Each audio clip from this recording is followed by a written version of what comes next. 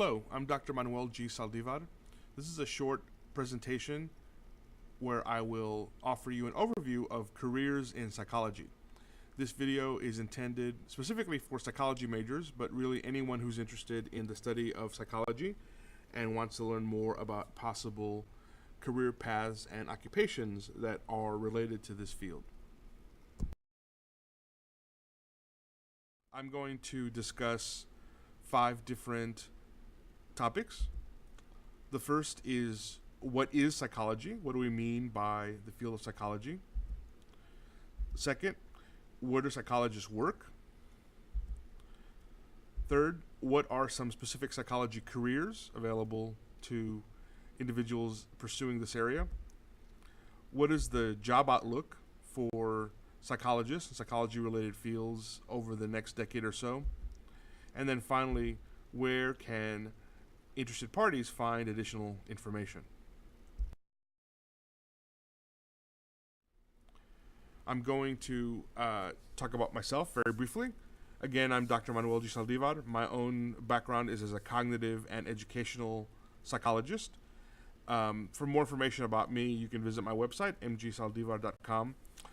Briefly, I'll state here that I did my doctoral work at the University of Colorado in Boulder, Colorado, and was also a postdoctoral research fellow at Florida State University in Tallahassee, Florida.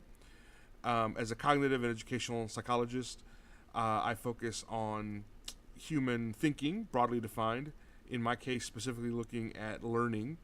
I'll focus on things such as memory and decision making and how that is tied up with our learning process, and also how our development as human beings over our lifespan, over our lifetime, affects our ability to learn and the kinds of behaviors we engage in order to learn.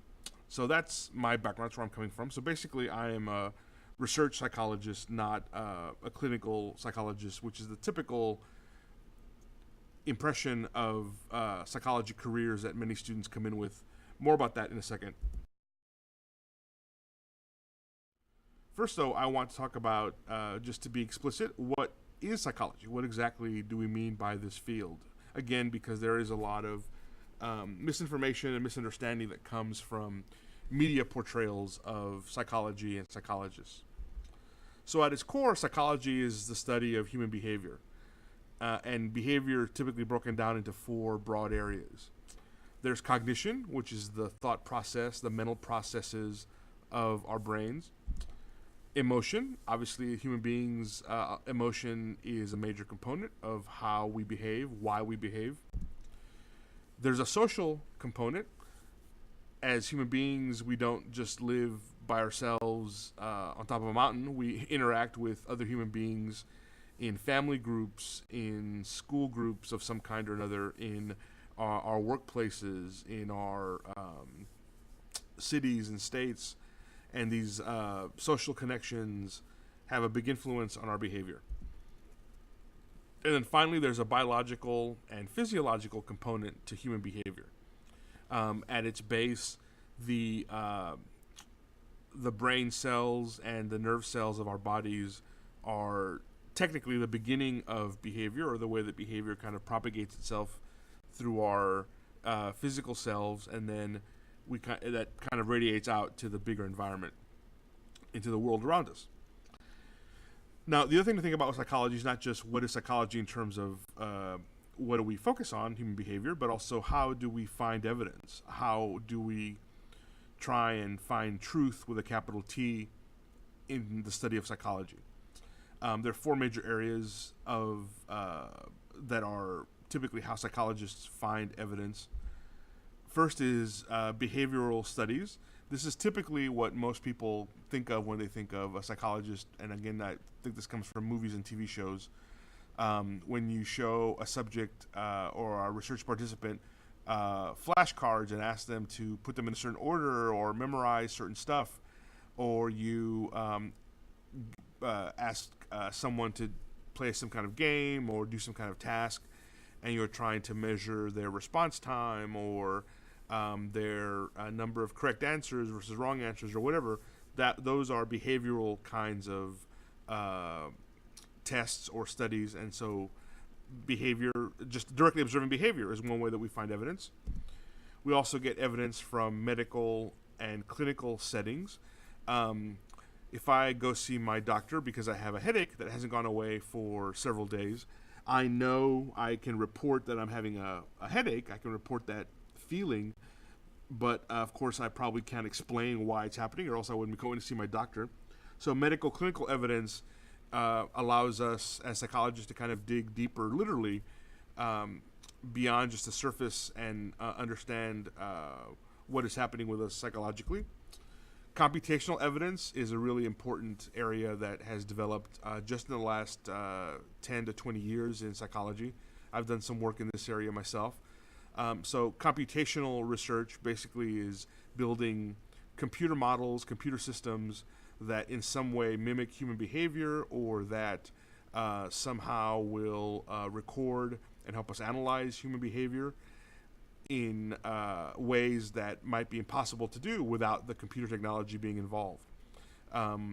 So-called big data that you might have heard of, which is the kind of stuff that Google and Microsoft and big technology companies tend to do. That's an example of using computational methods to find evidence about psychological phenomena. And then finally, another area where I myself also have done a lot of research is statistical methods, looking at large data sets and using different kinds of statistical tests to understand what different behaviors are being exhibited. So again, takeaway here is, if your vision of psychology is what I call the Dr. Phil version, which is a psychologist helps individual or talks to individuals with emotional problems or some kind of psychological distress or mental illness. Of course, that is part of psychology. I'll get more to that in a second. But that is only scratching the surface. There are a lot of other kinds of human behavior that psychologists study, and many different ways. I've kind of provided an overview here. Many different ways in which we can find evidence to help us understand human behavior. Now, this slide is based on data that came from Michalski et al., the sources listed here. I thought it'd be interesting to share, just sort of as food for thought, where do psychologists work? Again, the Dr. Phil vision of a person in an office somewhere with a couch and a poofy chair where a client or a patient sits and the psychologist kind of talks to them. That's the vision you see from movies and TV shows, but really it's only one narrow slice of where psychologists work. As you can see from the pie chart, I won't go over all the numbers, but just to highlight it, about a quarter of psychologists work in university or four-year college settings, like me, for example. So these are typically going to be research psychologists and psychologists that are teaching students. There are psychologists who work in medical schools, again, typically doing research, sometimes seeing patients. In public schools or other educational settings, about 8%. Hospitals and government centers make up a little more than a third. Business nonprofit, about 10%, and then only about 5.7% of psychologists you see here, that's that blue piece of the pie, are in independent practice. So again, the stereotype of psychologists kind of sitting on a couch in an office somewhere talking to patients or clients one-on-one happens. It does exist in the world, but it's not nearly as common as you might think.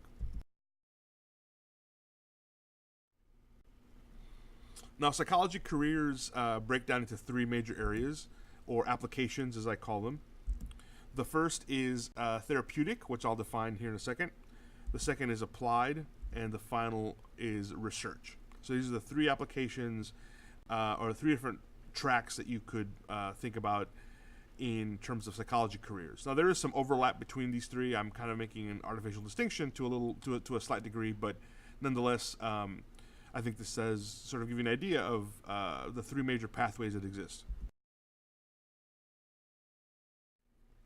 So therapeutic specialties typically are, I think, the kind of psychology work that many students come in with familiarity of, again, because of movies and TV shows.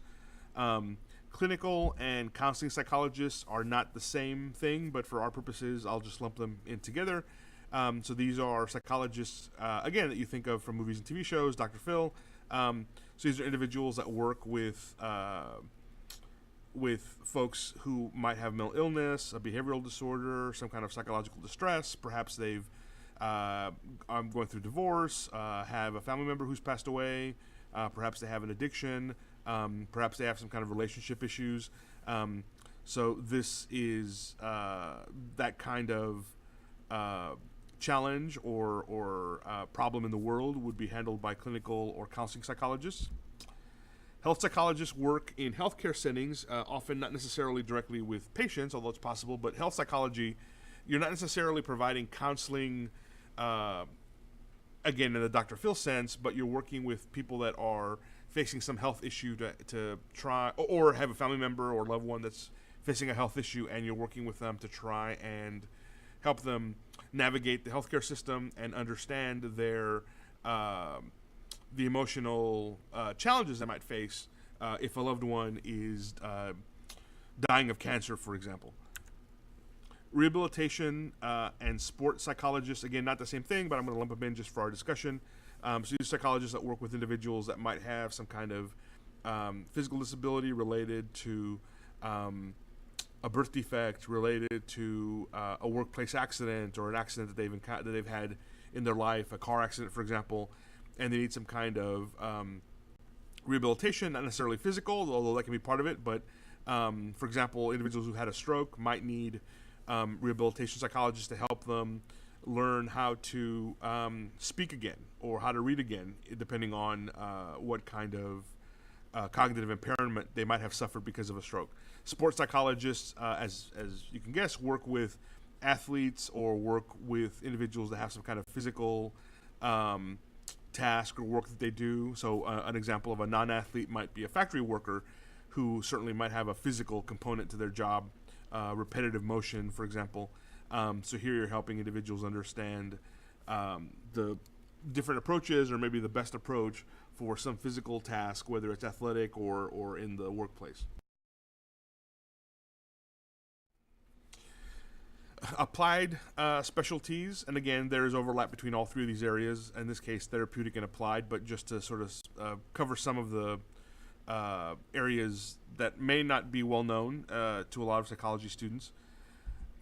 Community psychologists might work with individuals in settings where they're trying to handle some problem that's grounded in the community level. So a social work kind of function. Educational psychologists can work in schools, whether it's K-12 or higher ed, working with problems related to learning or perhaps helping diagnose learning disabilities, for example, helping assess students, administering IQ tests is one example. Engineering psychologists and environmental psychologists can work with other experts, other specialists such as civil engineers, architects, in order to develop, to help those kinds of folks understand the psychological aspects of designing spaces, designing machines, designing systems. They're psychologists, for example. I know one person who works with a company that makes airliners, and this psychologist helps the engineers and technicians understand how to best develop the cockpit where the pilot is flying the plane based on the kinds of thinking pilots have to do and the kinds of cognitive or thinking related challenges and problems that pilots face. It turns out there are ways of designing a cockpit that can help make flying the plane, can help make the pilot's job easier rather than harder. And so that's an example of psychologists working with engineering or environmental folks. Forensic psychologists we sometimes see in movies and TV shows a little bit. So these are psychologists who might study abnormal criminal behavior and work with law enforcement to profile criminals, for example, or understand maybe the psychological causes of certain kinds of crime or certain kinds of illegal behavior. Industrial and organizational psychologists might work with companies or firms to try and develop systems that maximize the efficiency or productivity of employees. And then school psychologists, which are not synonymous with educational psychologists, although there's a relationship. School psychologists can help with counseling of students, or sometimes helping, again, diagnose students that might have a learning disability or some kind of behavioral issue that is a challenge to them in school. So these are examples of applied special. And then finally, research specialties. And again, I'm making some distinctions here that are not necessarily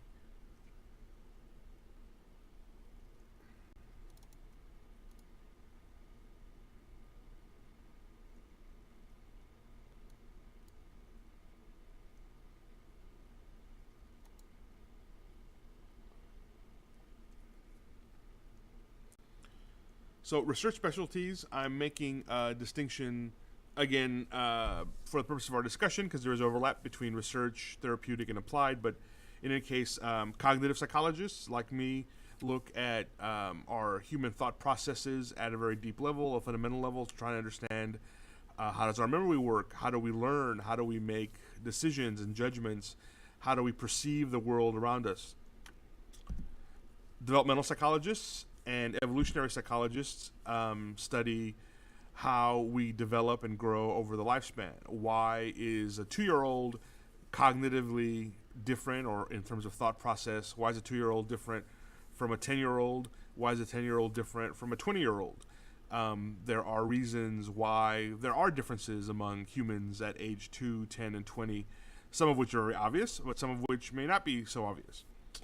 Related to this, neuropsychologists will study the brain and the nervous system at the cellular and microscopic level to try and understand. For example, we know now that our brain cells specialize. Some kinds of brain cells are specialized for storing memories. Others specialize in perceiving the world around us and sensing temperature and pressure and texture, for example.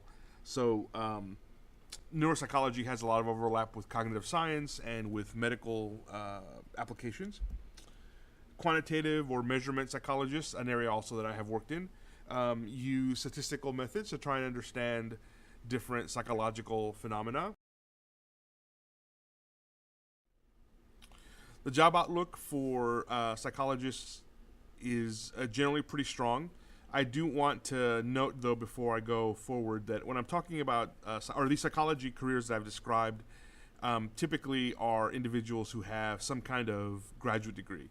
Indeed, in some states, it's actually prohibited by law for someone to call themselves a psychologist unless they have a graduate degree at a minimum, and in some cases also have a license to practice psychology depending on what their specialization is. Typically, this applies especially to school psychologists and clinical and counseling psychologists. Those folks tend to need to have some kind of official license from the state where they are working. So individuals with a bachelor's degree may do work related to some psychological field, certainly, but are not necessarily or often prohibited from actually calling themselves psychologists. But in any case, according to the Bureau of Labor Statistics, which is a division of the Federal Department of Labor, beginning in about the mid 2010 decade, the decade that we're in now. I'm making this video in 2018. A lot of retirements, especially of baby boomer aged psychologists, are going to start to happen. Those folks that are reaching their mid to late 60s are starting to retire, and so they're creating job openings all across the field. Areas of particular growth include school psychology, clinical applications, and industrial and organizational psychology. As I've noted, the American Psychological Association, the APA, which is sort of the big, I guess, governing body, I would say, of professional psychology, and also a lot of state licensing laws reserve the term psychologist for people that have a doctorate. And finally, this information comes from the U.S. Bureau of Labor Statistics, which also offers a lot of additional great information on psychology careers. In fact,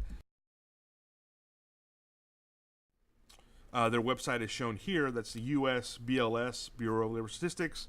I created a shortcut link shown here that you can use to visit their website to get more information. You can also visit the website of the American Psychological Association, APA, at apa.org to learn much more about psychology careers in the field of psychology. In conclusion, I just want to acknowledge a few things. This presentation is based on a publication from the APA that came out in 2011 entitled Careers in Psychology. I've also gotten some information about this topic from the U.S. Department of Labor, as I mentioned, and the Chronicle of Higher Education, which is a great resource, by the way, for anyone who wants to become a research-related psychologist. I'd also like to thank my students for inspiring me to develop this presentation. It's because of the many great questions about the field of psychology that I've received over the years that I decided to sit down and do this. Again, I'm Dr. Manuel G. Saldivar, and I can be reached via my website, mgsaldivar.com. Thank you again for your attention, and if you do pursue a career in psychology, I wish you the best of luck.